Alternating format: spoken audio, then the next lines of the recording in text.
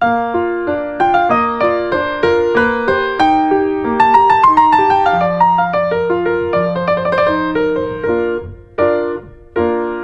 সকাল আমার প্রিয় বন্ধুরা, সবাই কেমন আছো? আশা করছি সবাই ভালো আছো, সুস্থ আছো। আর আমরাও খুব ভালো আছি। জলপাইগুড়ি জেলার ছোট্ট একটি গ্রাম থেকে আমি আবারও চলে আসলাম নতুন একটা ব্লগ ভিডিও নিয়ে। সম্পূর্ণ ভিডিওটা জুড়ে আমার সাথে থাকার অনুরোধ রইল। যারা নতুন এসেছো, ভিডিওটা যদি ভালো লাগে প্লিজ একটা লাইক করে চ্যানেলটি সাবস্ক্রাইব করে আমার পাশে থেকো। আর যারা আগের থেকেই সাবস্ক্রাইব করে রেখেছো, আমাকে সাপোর্ট করেছো, তাদের জন্য রইল অসংখ্য অসংখ্য ধন্যবাদ। আজ হলো বৃহস্পতিবারের সকাল, আর এখন বেলা বাজে সকাল 7টা। আর এখন থেকেই আমি তোমাদের সবাইকে সাথে নিয়ে আজকের ব্লগটা শুরু করে দিয়েছি। আই হোপ কি আজকের ব্লগটা তোমাদের ভালো লাগবে। তো বন্ধুরা দেখো, সকাল সকাল ঘুম থেকে উঠে আগে বিছানাটাকে গুছিয়ে নিলাম। গুছিয়ে নিয়ে এখন আলনাটাকে গুছিয়ে নিচ্ছি। আর আজকে কাচাকাচি আছে, তো যেগুলোকে কাচবো সেগুলোকে আলনা থেকে নামিয়ে নিলাম, আর যেগুলোকে কাচবো না সেগুলোকে ভাঁজ করে রেখে দিচ্ছি। আর এই চাদরটা দেখতে পাচ্ছ, এই চাদরটা এখন আর প্রয়োজন নেই। ভেবেছিলাম তুলে রেখে দিব, তো মাঝখানে ঠান্ডা পড়েছিল বলে একদিন গায়ে দিয়েছিলাম, তো তারপর ধুয়েছি। আর মানে তুলে রাখতে মনে নেই, সে কারণে এটা আলনায় ছিল। তো আজকে গোছাতে গিয়ে দেখলাম যে আলনায় পড়ে আছে, তো আজকে এগুলোকে তুলে রেখে দেব। তারপর চলে এলাম আমি এই চেয়ারের কাপড়গুলোকে গোছাতে। এই চেয়ারের কাপড়গুলো যেন সবসময় মানে প্রয়োজন হয়, আলনায় এত কাপড় ধরে না, সে কারণে এই চেয়ারটার উপরে আমি কিছু কাপড় রেখে দিই। তো এগুলোকে দেখো, চেয়ারটা যেহেতু পিচ্ছিল, তো সেহেতু হচ্ছে কাপড়গুলো রাখতে রাখতে পিছলে এদিকে চলে এসছে। তো তাই আজকে এই চেয়ারটাকেও গুছিয়ে নিচ্ছি। তো যেগুলো অপ্রয়োজনীয় সেগুলো নিচে রেখে দিলাম, আর যেগুলো প্রয়োজনে লাগবে মানে একটু পরে ব্যবহৃত হবে সেগুলোকে আমি উপরে ভাঁজ করে রেখে দিলাম। এই যে শাড়ি টাড়িগুলো, এগুলো সব এখানে রেখেছি। আর নাইটিগুলোও আমি এখানে রাখি, কারণ নাইটিগুলো প্রতিদিন ইউজ করতে হয়।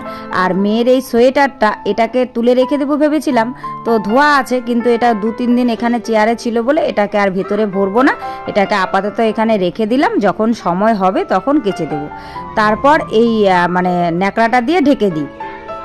কেন বলো তো বন্ধুরা, তাহলে ধুলোবালি পড়ে না, আর হচ্ছে এতটা নোংরাও হয় না। যখন প্রয়োজন হয় ন্যাকড়াটাকে খুলে নিই, খুলে হচ্ছে বের করে নিই, আবার হচ্ছে ঢেকে দিই, তাহলে ধুলোবালিটা কম পড়ে। তো তারপর এই নাইটিটা ভুলে গেছিলাম, এটাও ইউজের নাইটি, এবার এটাকেও রেখে দিয়ে ঢেকে দিলাম। আর এই বিছানার উপরে যে কাপড়গুলো দেখতে পাচ্ছ, এগুলোকে গোদরেজের ভিতরে ঢুকিয়ে দেব। আর মেয়ের খাতাটাকেও গোদরেজের ভিতরে ঢুকিয়ে দেবো। বেশি করে খাতা এনে রাখা হয়েছে, কারণ সবসময় তো আনা সম্ভব নয়, তো এখান থেকে বের করে যখন লাগবে তখন দিয়ে দেব। আর উপরে যে রেখেছিলাম আলমারির উপরে, ধপাস করে উপর থেকে নিচে পড়ে গেছে জানো, সে কারণে আলমারিটা আবার খুলে ঠিক করে রাখলাম। এবার আজকে এই যে জানালার পর্দা টর্দাগুলো সব ধুয়ে কেচে দেবো, সে কারণে পর্দাটাকে নামিয়ে নিলাম। এবার হচ্ছে দরজার পর্দাটাকেও খুলে নিচ্ছি, কারণ এগুলোকে আজ সব কাচবো। সামনেই তো পহেলা বৈশাখ, আর পহেলা বৈশাখের আগে তো সব ঘর দোর পরিষ্কার করতেই হয়, সে কারণে সবগুলো ধুবো। তাই যা ঢাকনা ঢুকনা আছে, আর টেবিলের ঢাকনা, ড্রেসিং টেবিলের ঢাকনা, দরজার পর্দা, মশারি, পাপোশগুলো সবগুলোকে বের করে নিয়েছি। আর কিছু জামা কাপড় সাথে নিয়ে সব কলতলায় চলে যাচ্ছি। তো কলতলায় নিয়ে চলে এলাম, আর এদিকে জলও চলে এসছে। তো প্রথমে আমি বস্তা দুটোকে ধুয়ে দেবো, মানে আমার পাপোশ দুটোকে আর কি। তো মায়ের ঘরেরগুলো কালকে ধুয়েছি, আর মানে আমাদের ঘরেরগুলো ছিল, একদিনে তো সব কাচা সম্ভব নয়, তো সে কারণে আমাদের ঘরেরগুলো এখন আজকে কেচে দিচ্ছি। তো ওগুলোকে একটু ভিজিয়ে, সার্ফ দিয়ে ভিজিয়ে নিলাম, ভিজিয়ে কেচে ধুয়ে নিলাম। ধুয়ে নিয়ে এখন হচ্ছে মানে আমাদের যে কাপড়গুলো আছে এগুলোকে সব ভেজাবো। তো তার জন্য বড় বালতিটাকে বের করে নিয়েছি, বের করে ওটাতে জল দিয়ে দিলাম। জল দিয়ে বেশি পরিমাণে সার্ফ দিয়ে দিলাম, কারণ এগুলো হচ্ছে খুব বেশি ময়লা নয়, তাই বেশি করে সার্ফ দিয়ে দিলাম। সার্ফের জলে এখন কিছুক্ষণ চুবিয়ে তারপর হচ্ছে কেচে দেবো। আর এগুলোকে জানো তো সকাল সকালই কেচে দেবো, তা না হলে কি বলো তো বন্ধুরা, শুকোবে না। আর হচ্ছে মানে অনেকটা লাগে আর কি, যত তাড়াতাড়ি কাপড় টাপড় শুকিয়ে যায় ততই ভালো, সে কারণে। তো এগুলো সেরকম ময়লা হয়নি বলে আর বেশিক্ষণ ভিজিয়ে রাখলাম না, কিছুক্ষণ ভিজিয়ে রেখে এগুলোকে এখন কেচে দেবো। আর এই আমার চুড়িদার কুর্তি টুর্তিগুলো এগুলোকে যেহেতু প্রতিদিন ব্যবহার করি, তো এগুলোকে আর কেচে দেওয়ার মানে সেরকম করে ভিজিয়ে রাখার কোনো মানে হয় না, তো সে কারণে এগুলোকে কেচে দেবো। আর এই যে চাদরটা দেখতে পাচ্ছ, এই চাদরটাকে ধুয়ে দিচ্ছি। বললাম না চাদরটা একদিন পরেছিলাম, তো চাদরটাকেও কেচে দিচ্ছি, কারণ যেহেতু তুলে রেখে দিব, তো ভালো করে ধুয়ে তুলে না রাখলে, কারণ 1 বছর পরে এগুলো আবার বের হবে, তো ভালো করে ধুয়ে টুয়ে ভালো করে শুকিয়ে রাখলে পরে সেরকম গন্ধ হয় না। না হলে না মানে আলমারি থেকে বের করে সেই কাপড় আর পরা যায় না, জানো তো। তো সে কারণে ভালো করে ওগুলোকে ধুয়ে নিচ্ছি আর কি। তো আমার কাচাকুচি কমপ্লিট হয়ে গেছে, এখন হচ্ছে ধোয়ার পালা।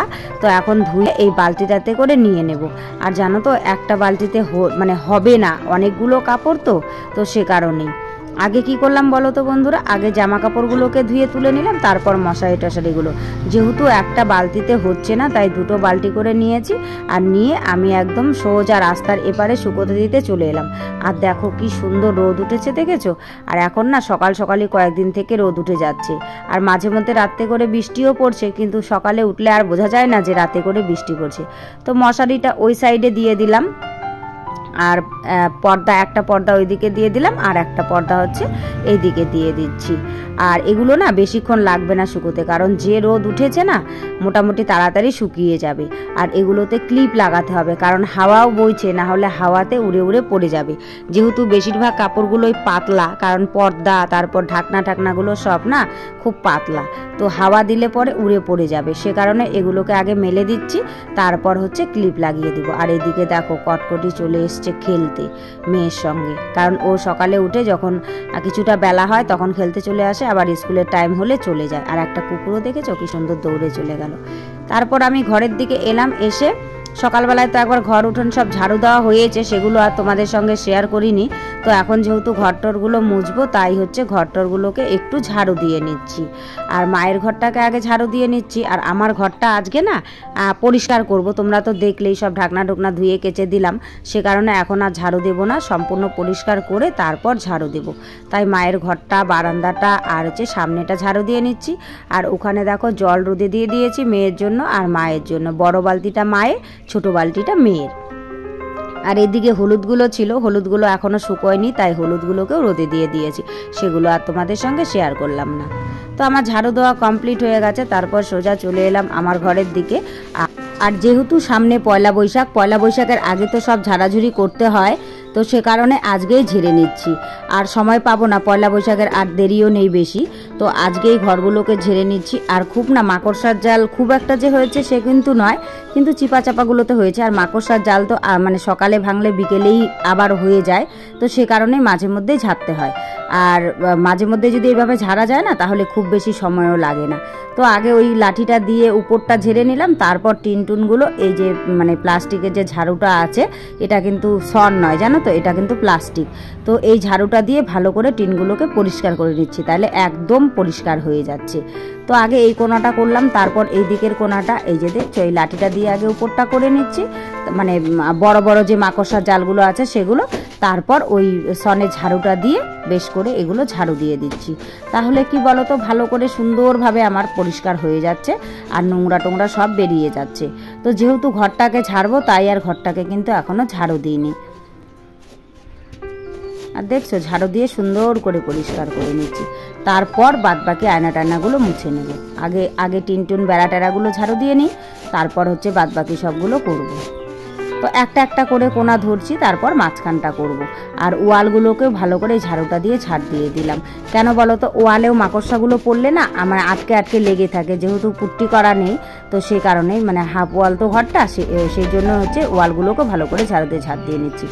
আর জানো তো বন্ধুরা, আমাদের ঘরের কিন্তু সিলিং নেই, কারণ সিলিং মানে পয়সার অভাবে সিলিং দিতে পারিনি, তো সে কারণে আমি হচ্ছে 3টে শাড়ি লম্বা লম্বা, তো ওগুলোকেই হচ্ছে তারকাটা দিয়ে ভালো করে টেনে দিয়েছি। কারণ শুয়ে নাকি ঘরের টুই দেখতে নেই, মানে ঘরের চালের মাথাটা, তো শুয়ে দেখা যায় বলে ওগুলোকে ঢেকে দিয়েছি।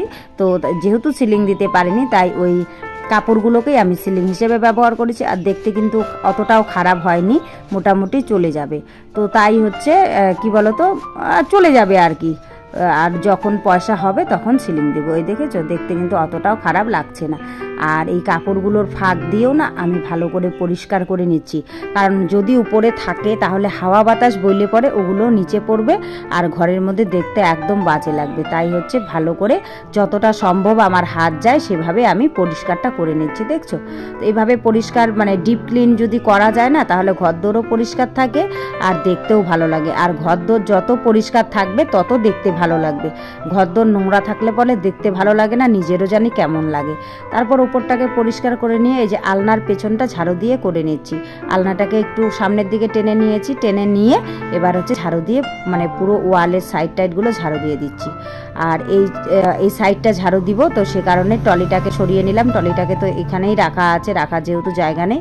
আর দেখো আলনার পিছনে মেয়ে যে কবে এই গ্লাস সেটের মানে ইয়েটা রেখেছে সেটা আর দেখিনি। তো আজকে ঝাড়ু দিতে গিয়ে দেখলাম, মানে মোটামুটি অনেক দিন পরেই কিন্তু আমি ঘরদোর সব ডিপ ক্লিন করলাম, জানো তো। আর এই টেবিলটা থেকে জানো তো খুব ঘুণের গুঁড়ো পড়ে, উপরের যে কাঠটা আছে সেটা ঘুণে খেয়ে নিয়েছে। তো দেখা যাক পরবর্তীতে যদি কখনো টেবিল আনতে পারি তাহলে এটাকে বাইরে বের করে দেবো।